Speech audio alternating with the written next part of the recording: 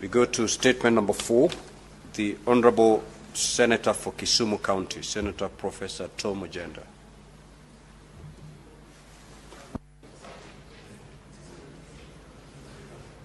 Mr. Speaker, sir, I stand in for Senator Professor Tom Ojienda, and he has two statements. One on the state of the judiciary. Mr. Speaker, sir, I rise pursuant to Standing Order number 53-1 to seek a statement from the Standing Committee on Justice, Legal Affairs and Human Rights regarding the state of the judiciary in the light of ongoing conflict between the judiciary and legal professionals. Mr. Speaker, sir, recent developments have cast a spotlight on the strained relationship between the judiciary and legal professionals, with concerns being raised regarding the state of the judiciary and the efficiency of the Judicial Service Commission, JSC, in promoting and facilitating judicial independence and accountability and in exercising disciplinary control over judicial officers. In the statement, the committee should, 1, explain the underlying causes of the ongoing conflict between the judiciary and legal professionals, stating whether the conflict stems from judicial overreach, lawyer misconduct, inefficiency, or failure in regulatory oversight. Number 2, provide us a report on all previous processes for the removal of judges from office, specifying the grounds of removal in each case and stating whether the procedural steps followed by the Judicial Service Commission, JSC, complied with the provisions of Article 168 of the Constitution. Number 3, evaluate the legality of the time frame for resolution of complaints against judges and judicial officers by JSC.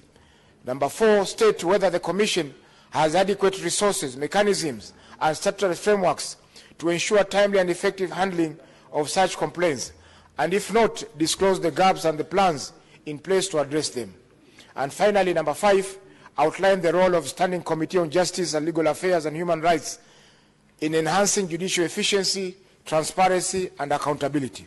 Thank you, Mr. Speaker, sir. Mr. Speaker, sir, the second statement is on the recent data breach affecting the Business Registration Service BRS platform. Mr. Speaker, sir, I stand pursuant to Standing Order number 53-1 to seek a statement from the Standing Committee on Information, Communication and Technology regarding the unauthorized access by third parties to personal and company information in the Business Registration Service BRS platform on e-Citizen on or around 31st of January 2025.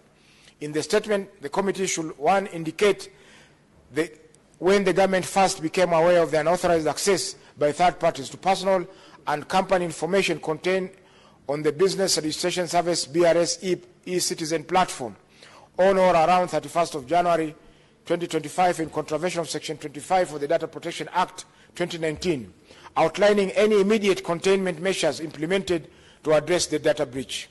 2, provide a status update on investigations into the matter, disclosing A, the nature and extent of data breach, including the number of affected individuals and companies, B, vulnerabilities of the information management system that were identified to have been exploited, contrary to Section 26 of the Act, and C, individuals or entities responsible for the data breach, including the legal or administrative actions taken against them.